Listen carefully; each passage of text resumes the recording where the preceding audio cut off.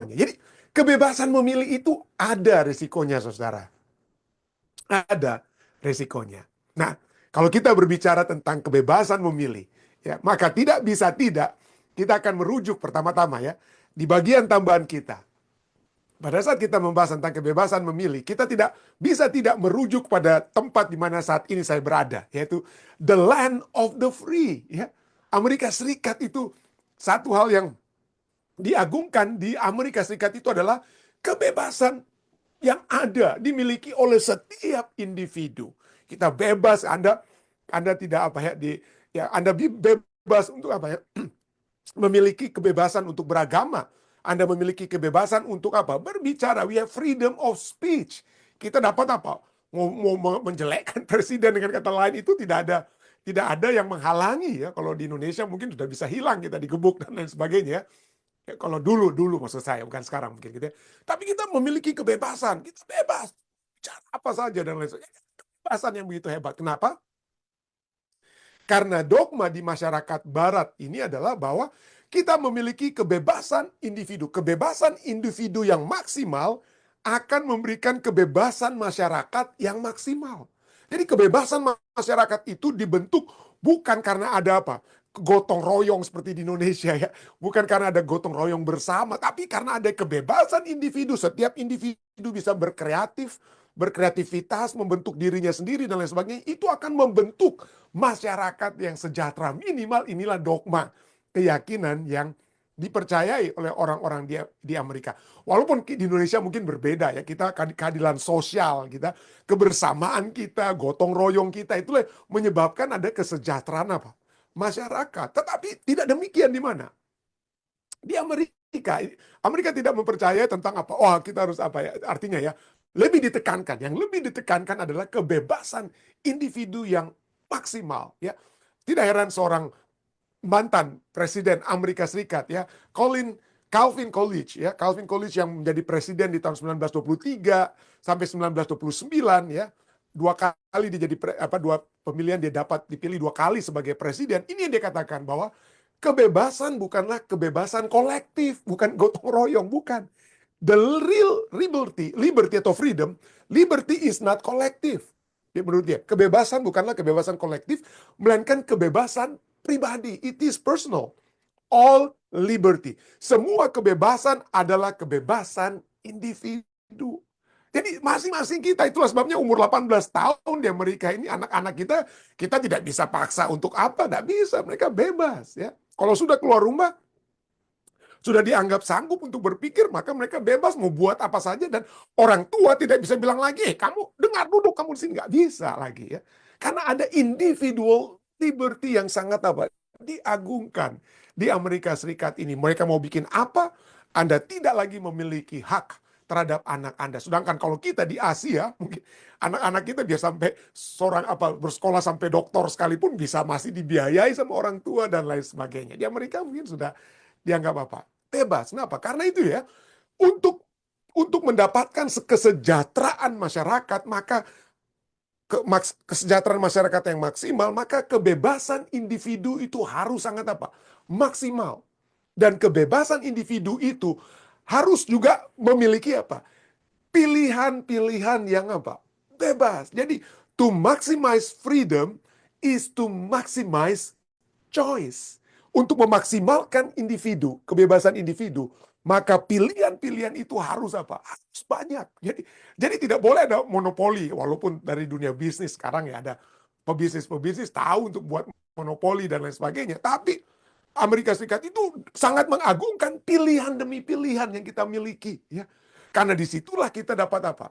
Dapat memaksimalkan kebebasan memilih individu dan juga memaksimalkan ke masyarakat yang kemakmuran masyarakat ya. Jadi misalnya di Amerika Serikat ini banyak sekali pilihan. Kalau Anda pergi ke supermarket seperti Costco, waduh, untuk memilih barang-barang itu bisa pusing gitu ya.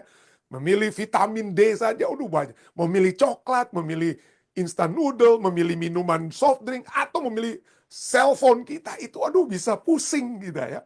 Dan saya terus terang saja kalau untuk kebutuhan dalam rumah tangga, misalnya, oke, saya perlu untuk beli sesuatu kadang-kadang yang ya bukan yang nggak perlu, yang kita baru akan selidiki ya. Misalnya mau beli telepon yang baru, maka saya harus research itu, saya harus researchnya itu setengah mati susah. Ini mana nih telepon yang terbaik ini? Atau bahkan misalnya kalau saya mau beli tas saja, mana nih tas yang terbaik? Kita harus research karena begitu banyak apa? Begitu banyak pilihan ya. Begitu banyak pilihan. Dan ini adalah simbol bahwa ada kemakmuran. Jadi kalau negara-negara yang tidak ada pilihan, wah itu negara miskin biasanya yang tidak banyak pilihan. Tapi negara yang makmur, pilihannya itu harus banyak, dan masyarakat itu ya setiap individu memiliki kebebasan untuk memilih. Namun, dapat kita katakan bahwa pilihan yang banyak ini, kebebasan memilih dengan pilihan yang banyak ini dapat membingungkan, dapat membingungkan. Satu buku yang sangat saya suka juga ya, yang ditulis oleh Barry Schwartz. Dia menulis buku The Paradox of Choice. Paradoks daripada pilihan. Ketika orang tidak punya pilihan, waktu saya kecil tidak ada pilihan. Kalau apa dikasih orang tua saya, itu yang saya pakai. Saya tidak boleh pilih-pilih mau makan apa, saya tidak bisa pilih-pilih mau pakai pakaian apa. Itu yang penting orang tua saya kasih. Itulah saya yang dapat saya peroleh. Jadi katakan apa? Ketika orang tidak punya pilihan, hidup hampir tidak tertahankan, menderita. Mungkin kita pikir, aduh nggak ada pilihan, ini dikasih dari bekas kakak saya atau apa. Mungkin begitulah kurang lebih ya. Tapi itu hidup itu hampir tidak tertahankan. Tapi dikatakan, but as the number of choices keeps growing, tetapi ketika jumlah pilihan terus bertambah, maka aspek negatif dari memiliki banyak pilihan itu juga mulai muncul. Hal negatif meningkat sampai kita memiliki beban yang berat, dia katakan. Pada titik ini, pilihan tidak lagi membebaskan, tetapi bahkan apa? Melemahkan. Pilihan demi banyak pilihan itu apa? Melemahkan. Kalau hanya satu pilihan, ya udah kita puas, kita senang dengan pilihan tersebut. Nggak ada apa masalah. Tapi begitu banyak pilihan, maka kita akan jadi bingung. Nah, ini dia. Disebutkan ada aspek-aspek dari paradoks tersebut. Jadi begitu banyak pilihan, maka ada namanya istilahnya bahasa Inggrisnya decision paralysis. Artinya kelumpuhan dalam mengambil keputusan, decision paralysis. Banyaknya pilihan dapat membingungkan. Kita jadi susah untuk memilih. Ini maunya yang mana nih? Mau mana ini kita mau pilih nih ya. Karena banyaknya apa? Pilihan ya. Kalau untuk jadi presiden sampai 10, waduh, mana yang mau dipilih? Ini terbagi-bagi. Kalau hanya 2, ya mungkin lebih gampang ya. Jadi bisa sukar kita memilih kalau banyak apa yang harus dipilih ya. Membingungkan, jadi susah untuk memilih. Yang kedua, banyaknya pilihan itu akan menyebabkan increased anxiety, peningkatan kecemasan. Banyaknya pilihan itu dapat menjadi beban, artinya, aduh, gimana nih? Jangan sampai saya salah nih dalam memilih nih ya. Takut salah dalam apa? Memilih. Jadi banyaknya pilihan itu bagus, tapi memberikan apa? Kecemasan juga. Ya, dapat menjadi beban, kita jadi takut untuk apa? Salah. Yang berikutnya adalah ketidakpuasan. Banyaknya pilihan menyebabkan kita tidak apa? Puas ya. Seringkali seperti kita, kalau kita cuma pergi ke satu restoran hanya menyiapkan mungkin soto Makassar, wah udah nggak ada pilihan lain. Enak aja kita makan satu soto Makassar begitu ya. Tapi kalau kita lagi sedang makan, banyak pilihan, lalu kita lihat, orang lain tuh makanan itu lebih enak nih daripada soto Makassar atau apa gitu ya. Jadi kita bisa, aduh dia punya lebih enak nih, saya salah pilih nih begitu ya. Jadi inilah poinnya, ketidakpuasan dapat terjadi kalau banyak pilihan. Seperti kita masuk restoran, lihat orang punya makanan yang berbeda dengan yang kita punya kan. Jadi banyaknya pilihan dapat menimbulkan penyesalan karena memikirkan pilihan lain yang mungkin lebih baik. Dia pesannya itu lebih enak tuh daripada apa yang saya pilih. Jadi ada ketidakpuasan. Berikutnya adalah ekspektasi yang lebih tinggi, ya. Higher expectation. Jadi banyaknya pilihan akan meningkatkan ekspektasi. Jadi kita menyebabkan kita sulit untuk puas dengan apa yang telah dipilih sekalipun. Ya, jadi dengan kita pilih sekalipun dengan dulu saya kalau pilih celana, waduh, celana cuma itulah saya satu pilihan saja saya. Tapi sekarang celananya gimana nih? Modelnya gimana? Yang slim fit, yang regular fit, yang macam-macam, baju juga demikian. Banyak sekali bisa bikin apa? Bikin kita pusing. Itulah sebabnya membuat pilihan itu dapat memberikan apa? Dapat memberikan resiko demi resiko. Namun demikian, kita harus tahu bahwa Kehidupan itu, mau tidak mau, adalah apa? Pilihan demi pilihan yang harus kita ambil. Dan dengan kata lain, di sinilah kita juga melihat bahwa Allah juga memberikan pilihan. Ya. Allah juga memberikan pilihan. Nah, kenapa Allah itu memberikan pilihan? Kenapa dia harus memberikan kebebasan untuk memilih? Ya, kenapa? Karena ini poin pertama. Karena kasih membutuhkan kebebasan memilih. Tidak bisa tidak. Ya. Kasih yang sejati itu membutuhkan kebebasan untuk memilih. Dalam satu hubungan kasih yang sejati harus tidak ada paksaan. Dan kasih sejati adalah masalah pilihan, dan pilihan walaupun itu memberikan konsekuensi. Jadi itulah kasih sejati, ya. Ya. Kalau saya ingin mencintai sesuatu itu kan ada satu pilihan, ya. Pada saat saya memilih untuk apa? Supaya tidak menyesal, makanya saya membuat research apa saja yang kami mau beli, ya, yang selain kecuali beli beras atau apa, ya, hal yang baru, yang misalnya untuk membeli kamera baru atau apa, ya, kamera baru untuk apa, untuk acara ini dan itu dan lain sebagainya. Maka saya harus buat research dan saya harus pastikan bahwa inilah yang sudah terbaik yang saya sudah apa, yang saya sudah pilih. Dan pada saat saya memilih, saya sudah putuskan, saya tidak akan apa, merasa menyesal apapun lagi, ya. Saya sudah memilih dan saya akan mencintai apa yang saya sudah pilih. Ya, itulah kalau bagi saya pribadi, ya. Jadi karena itulah, jadi kasih sejati adalah masalah pilihan, dan pilihan yang walaupun memiliki apa? Konsekuensi. Dan Tuhan memberikan ini. Ulangan 30 ayat 19 sampai 20 katakan, kepadamu, pada bangsa Israel Tuhan berfirman, kepadamu kuperhadapkan kehidupan dan kematian, berkat dan kutuk. Pilihlah kehidupan supaya engkau hidup. Dengan mengasihi Tuhan Allahmu, mendengarkan suaranya dan berpaut padanya, hal itu berarti hidupmu akan lanjut. Berarti hidupmu dan lanjut umurmu. Jadi itulah, ya, kasih Allah tidak ingin menjadikan saudara dan saya itu robot yang dipaksa untuk mencintai Dia. Kita di apa? Diberikan pilihan supaya kita dapat mencintai Allah kita itu dengan sukacita, dengan kegembiraan. Yang poin kedua, walaupun itu diberikan untuk apa? Pilihan diberikan agar kita dapat mengasihi Allah dengan kasih yang sejati. Tapi kita juga memiliki tanggung jawab moral dan akuntabilitas atas tindakan kita sendiri dan konsekuensi-konsekuensi dari tindakan kita sendiri. Penderitaan pada diri kita sendiri, jika itu terjadi oleh sebab dosa, ya, itu adalah akibat dari pilihan yang salah. Segala sesuatu Allah telah jadikan yang baik, tapi Hawa dan Adam memilih yang salah, dan akibatnya penderitaan itulah yang menyebabkan mereka menderita, ya. Pilihan yang salah menyebabkan mereka menderita. Galatia 6 ayat 7 katakan, jangan sesat. Allah tidak membiarkan dirinya dipermainkan, karena apa yang ditabur orang, itu juga yang akan dituainya. Apa yang kita tabur, itu yang kita tuai.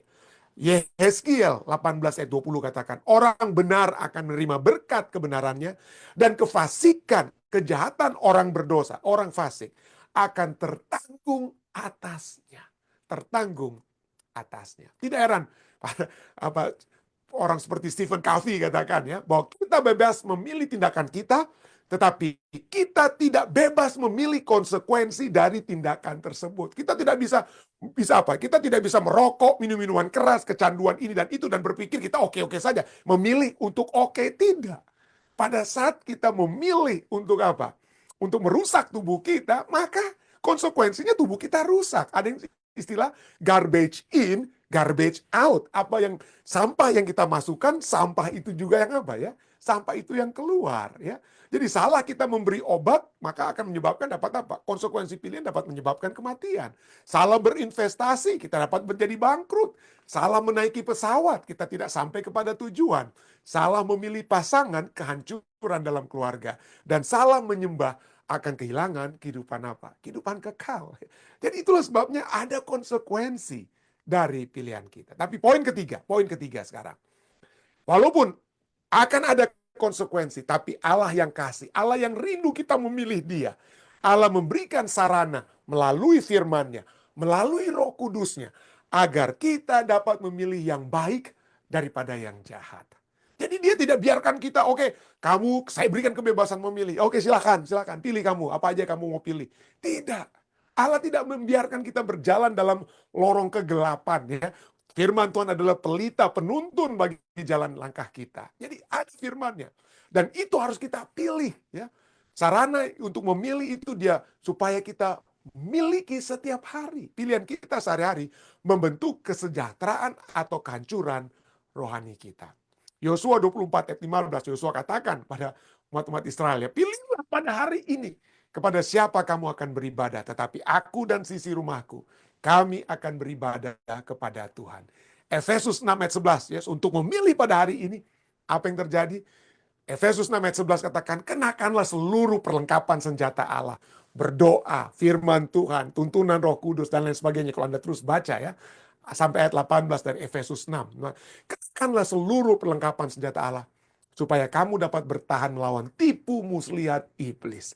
Supaya kita dapat memilih dengan baik pada hari ini. Setiap hari kita harus memilih untuk apa? Mendengarkan firman Tuhan, merenungkan firman Tuhan, dan menjadikan firman Tuhan itu satu hal yang kita dapat hidupkan dengan kekuatan surga, kekuatan Roh Kudus. Berikutnya, bicara tentang kebebasan memilih, Allah berdaulat atas segala sesuatu. Kebebasan memilih kita itu akan apa? Ada batasnya, ada konsekuensi akhirnya. Dan Allah yang menentukan pada akhirnya. Konsekuensi itu Allah yang tentukan. Karena dia akan menegakkan keadilannya. Pada akhirnya, Tuhan akan memusnahkan kejahatan dari muka alam semesta. Dan iman memberi harapan bahwa kejahatan tidak akan memiliki kata terakhir. Kata terakhir adalah apa? Kelepasan. Kelepasan dari Allah kita. Matius 13 ayat 41-42 katakan, pada akhirnya anak manusia akan menyuruh malaikat-malaikatnya dan mereka akan mengumpulkan segala sesuatu yang menyesatkan dan semua orang yang melakukan kejahatan dari dalam kerajaannya. Semuanya akan dicampakkan ke dalam dapur api. Jadi Allah itu berdaulat. Ya, saat ini kita mungkin melihat begitu banyak kejahatan yang terjadi. Kita bahkan melihat, mengalami kejahatan itu terjadi kepada kita. Tapi ketahuilah, Allah kita adalah Allah yang berdaulat, yang akan suatu waktu menegakkan keadilannya. Jadi kalau saat ini kita sedang menderita, apa yang terjadi? Ini poin kelima. Poin kelima, poin terakhir. Bahwa kita sedang dimurnikan. Pencobaan-pencobaan itu datang karena setan yang telah menyebabkan dosa itu, ya. Dan pilihan-pilihan umat manusia, pilihan-pilihan kita sendiri menyebabkan kita menderita, ya, menyebabkan kita sengsara, atau pilihan orang lain yang menyengsarakan kita. Tapi apapun yang sedang terjadi, dalam kedaulatannya, Allah mengizinkan. Seperti kepada Ayub, diberikan izin. Ya. Kenapa diberikan izin? Kenapa tidak terus-menerus dijaga si Ayub itu? Kita tidak tahu. Tapi Allah adalah Allah yang berdaulat. Dia tahu yang terbaik untuk kita. Ya. Dan pada saat ini kita dapat melihat juga bahwa apabila itu terjadi seperti yang terjadi kepada Ayub, terjadi kepada kita, biarlah kita melihat dari satu hal yang positif. Artinya kita mengutuk Allah. Kita melihat bahwa itu kita sedang dimurnikan, kita sedang dapat dimurnikan dengan cobaan dan kesengsaraan yang hanya sementara. Hanya sementara. Dengan iman, kita dapat percaya bahwa kejahatan akan dimusnahkan sepenuhnya. Tuhan akan memberikan langit baru dan hati baru di mana semua hal yang lama tidak akan ada lagi. Roma 5, 3-4 katakan, dan bukan hanya itu saja, karena malah bermegah juga dalam kesengsaraan kita. Karena kita tahu bahwa kesengsaraan itu menimbulkan ketekunan, dan ketekunan menimbulkan tahan uji, dan tahan uji menimbulkan pengharapan. Jika kita sedang mengalami kesengsaraan saat ini, saudara, jangan kita melihat itu adalah suatu hal yang kita menyatakan itu sebagai Allah yang tidak mengasihi kita. Dosa telah merajalela dalam dunia ini. Pilihan-pilihan telah dibuat oleh umat manusia yang menyebabkan kesengsaraan, yang menyebabkan kejahatan. Ya, tapi biarlah kita melihat, kalaupun kita masuk ke dalam ke dalam kesengsaraan tersebut, marilah kita berkata seperti rasul-rasul. Biarlah kita masuk ke dalam kesengsaraan seperti Yesus juga yang menderita kesengsaraan. Tapi dia memperoleh kemenangan dan kita pun dapat memperoleh kemenangan. Dan salah satu kemenangannya adalah apa? Kita memiliki ketekunan, memiliki tahan uji. Dan tahan uji itu menimbulkan pengharapan bahwa Allah akan dapat menghapuskan segala sesuatu. Air mata kesengsaraan. Segala sesuatu yang lama itu akan berakhir. Ya, itu akan berakhir. Dan kita akan hidup selama-lamanya dengan Dia di dalam kerajaannya. Kiranya ini ya, pengharapan yang akan selalu membawa kita mengatasi kesengsaraan demi kesengsaraan yang mungkin kita sedang alami pada saat ini. Saya bawa ini dalam nama Yesus. Amin.